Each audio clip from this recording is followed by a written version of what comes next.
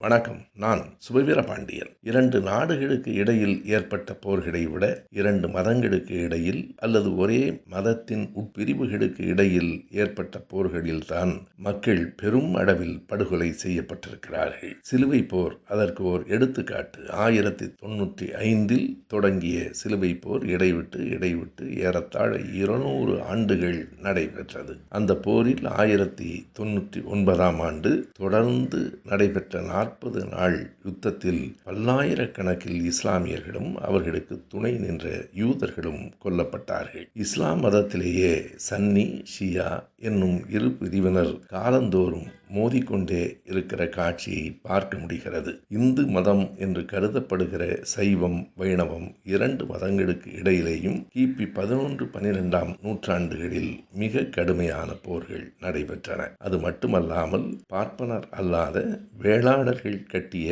மடம் என்பதால் சைவ மதத்தை தழுவிய மன்னர்களே சூத்திர மடம் என்று சொல்லி இடித்து தள்ளினார்கள். குகை இடி கலகம் என்று அதற்கு பெயர். இப்படி மதம் பலிகொண்ட வரலாறு நெடியது.